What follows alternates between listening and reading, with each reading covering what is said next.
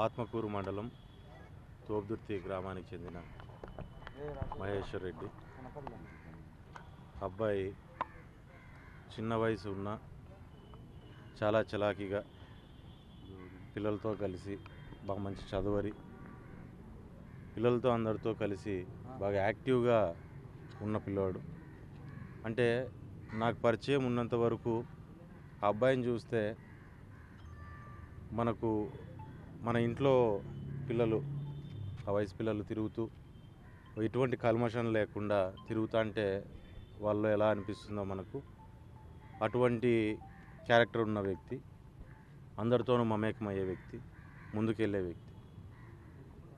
2019 తర్వాత మామూలుగా ఫ్రెండ్ సర్కిల్లో అందరూ కలిసి వచ్చినప్పుడు రోజు రావడము, మాకు కూడా పరిచయం అవడం, జనరల్గా ఫ్రెండ్ సర్కిల్లో పరిచయం అయినాడు, మామూలు కలిసిపోయాడనే ఒకే ఒక నెపంతో ఆ పిల్లోడిని చాలా ఇబ్బందులకి, ఆ రోజున్న ప్రభుత్వం, వైఎస్ఆర్ ప్రభుత్వంలో లోకల్గా ఉన్న ఎమ్మెల్యే కావచ్చు, వాళ్ళ అన్నదమ్ములు కావచ్చు, విపరీతంగా ఇబ్బంది పెట్టడము, కేసులు పెట్టించడము, కొట్టించడము, వాళ్ళ రెవెన్యూ రికార్డ్స్లోంచి భూములు తీసేయడము, ఈ రకంగా ఎన్నో ఇబ్బందులు పెట్టుకుంటూ పోయిన పరిస్థితులు కూడా చూసాము. కానీ అప్పుడున్న పోలీసు వరకు ఆ అబ్బాయికి నచ్చ చెప్పుకొని, మనం ఈ రకంగా కాకోకుండా మనం ఏదైనా టైం మంచిది కాదు, ఈ రకంగానే ముందుకు పోండి, ఏం అవసరం లేదు అని చెప్పి, ఏమి వచ్చే పని లేదు, రాజకీయాలతో పని లేదు, ఏదైనా నీ భవిష్యత్తు బాగుంటే నువ్వు ఎక్కడున్నా సరే మేము కూడా హ్యాపీగా ఉంటామని చెప్పి ఆ పిల్లోడికి, అబ్బాయికి చెప్పడం, ఆ అబ్బాయి కూడా దాన్ని అర్థం చేసుకొని ఉండడము, ఈ రకంగా ఏదైనా సరే చెబితే వినే వ్యక్తి, చేయగలిగిన వ్యక్తి, అంతో ఇంతో వాస్తవంగా చెప్పాలంటే ధైర్యంగా ఉండగలిగిన వ్యక్తి. ఈరోజు ఫోటోల్లో పొద్దున్నుంచి చూస్తా అంటే వాస్తవంగా ఎట్లుందంటే మా కళ్ళ ముందరే ఆ పిల్లోని చూస్తానట్టుంది. ఈరోజు కూడా అక్కడ శవమై పడున్నాడంటే ఆ సంఘటన చాలా బాధించే పరిస్థితి. అండ్ దాన్ని ఒక సూసైడ్ లాగా చిత్రీకరించే ప్రయత్నం చేశారేమో అనేది కూడా ఒక అనుమానం అనేది మాలో కూడా ఉంది. ఎందుకంటే అంత ధైర్యంగా చలాకీగా ఉండే వ్యక్తి వెళ్ళి ఏదో సంఘటనలన్నిటికీ సూసైడ్ చేసుకుంటాడు అనేది కూడా చాలా అవాస్తవంగానే అనిపిస్తుంది. ఎందుకంటే ఆ రోజు పోలీసులతో కొట్టించిన, కేసులు పెట్టినా, కేవలం శ్రీరామ్ ఏదో నీ ద్వారా మమ్మల్ని ఏదో చేయాలనుకున్నాడని చెప్పి ఒక మాట చెప్పి నేను వదిలేస్తామంటే కూడా 2-3 రోజులు దెబ్బలు తిన్నా కానీ ఎప్పుడే కానీ ఆ రకంగానే, అది తప్పు, ఆ రకంగా మాట్లాడకూడదు, ఏదైనా కరెక్ట్ ఉంటేనే నేను కరెక్ట్గా మాట్లాడతానని చెప్పి ఆ రోజు అన్ని రకాలుగా ప్రెషర్లు తట్టుకున్నాడు. ఈరోజు ఏదో చిన్న విషయాలకి ఏదో సూసైడ్ చేసుకున్నాడు అనడం కూడా చాలా ఇదిగా ఉంది. గతంలో కూడా మాకు ఈరోజు దీన్ని వేరే రకంగా ఆలోచన చేయడానికి కూడా మాకు ఏంటంటే, ఈరోజు మాజీ ఎమ్మెల్యే ప్రకాష్ రెడ్డి వాళ్ళ అన్న రాజశేఖర్ రెడ్డి దీంట్లో అనుమానితుడుగా మేము కూడా భావిస్తున్నాం. ఎందుకంటే గత 2-3 రోజుల నుంచి ఆ అబ్బాయికి ఫోన్లు చేయడము, ఒక వారం 10 రోజులు, నెల రోజులు జనవరి నుంచి ఫోన్లు చేయడము, బెదిరించడము, ఇంట్లో వాళ్ళ నాన్నకి వాళ్ళకు కూడా ఫోన్లు చేసి బెదిరించడము, కొడతాము, తిడతాము, చంపుతామని చెప్పి మాట్లాడడం, ఈ రకంగా మాట్లాడుతున్నప్పుడు మామూలుగా మామూలు బెదిరింపులే ఈ రకంగా ఎందుకు ఉంటుంది అని చెప్పని ఇంట్లో వాళ్ళు కూడా భావించడం జరిగింది. కానీ ఈరోజు జరిగిన సంఘటన చూస్తుంటే హైదరాబాదులో ఇటువంటి పరిస్థితి, హైదరాబాదులో ఒక రియల్టర్ని తీసుకెళ్ళి యాక్సిడెంట్ రూపంలో చూపించి అక్కడ అతన్ని చంపిన పరిస్థితి, ఆ కేసులో ఇంకా ముద్దాయిగా ఉన్నాడు. అంటే ఇది ఒక అనుమానానికి దారితీసే పరిస్థితి కూడా ఈరోజు కనపడుతుంది, ఈరోజు జరిగిన సంఘటన అంతా చూస్తుంటే.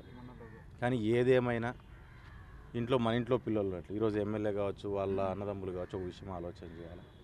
మీ కళ్ళ ముందర పుట్టి పెరిగిన పిల్లోడు, మీకు అంతో ఇంతో మీ కుటుంబాలకు పనిచేసిన కుటుంబాలు అవన్నీ, నిజంగా చెప్పాలంటే మీ ఇంట్లో పిల్లల వయసు కూడా ఉంటుంది, నాకు తెలిసి అంతే ఉంటుందేమో వయసు, మీ ఇంట్లో కొడుకో కూతురు అంటే ఆ వయసు ఉంటుంది. కానీ అటువంటి పిల్లోడికి నచ్చ చెప్పుకునే పరిస్థితి పోయి ఈ రకంగా ప్రెషర్లు పెట్టి మరి ఏం జరిగిందనే దాన్ని కూడా అంత దూరానికి తీసుకెళ్ళడం కూడా సరైన పద్ధతి కాదు. దాన్ని ఏదైనా సరే, ఏది ఏమైనా దీని మీద పోలీసులు పూర్తి స్థాయిలో దీని మీద విచారణ జరపాల్సిన అవసరం ఉంది. ఖచ్చితంగా ఈ సమస్యను తీసుకొని మేము ఇంకా పై స్థాయికి కూడా, ఇంకా ఎస్పీ గారికి కావచ్చు, ఇంకా పై స్థాయికి కూడా తీసుకొని పోతాము.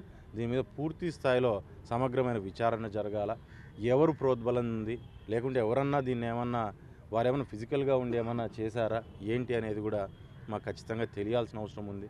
ఎందుకంటే అంత చిన్న వయసులో ఆ పిల్లోడు ఈరోజు ప్రాణాలు కోల్పోయినాయంటే ఇంట్లో తల్లిదండ్రులు ఏమో కానీ ఊరంతా కూడా ఈరోజు బాధపడే పరిస్థితి ఉంది.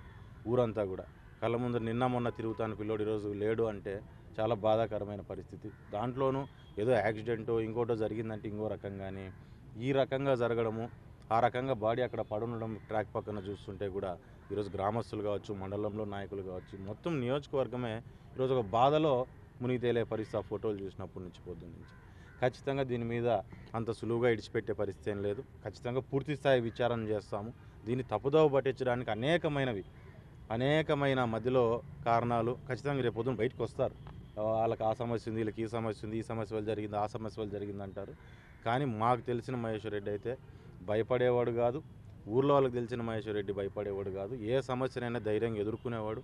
అతను సమస్యలు ఎదుర్కోవడం కూడా మేము కళ్ళారా చూసాము. ఏ సమస్యకైనా కృంగిపోకుండా ముందుకు నడవడం కూడా మేమంతా చూసాము. కానీ ఈ రకంగా ఈరోజు శవమై అక్కడ పడుండడం అనేది చాలా బాధాకరంగా ఉంది. గత వారం రోజుల నుంచి జరుగుతున్న ఈ ఫేస్బుక్లో జరుగుతున్న కాన్వర్జేషన్ ఏదైతే ఉందో, ఫేస్బుక్లో కూడా చాలా కాన్వర్జేషన్ జరిగింది. ఫేస్బుక్లో కూడా ఆడ జరిగిన కాన్వర్జేషన్ని దాంట్లో ఎవరెవరో స్టేట్మెంట్లు ఎవరైతే ఇది చేశారో అవన్నిటిని కూడా తీసుకోవాలి, అవన్నిటిని కూడా ఎవిడెన్స్గా తీసుకొని అవన్నిటి మీద కూడా కరెక్ట్ విచారణ జరిపించాలి.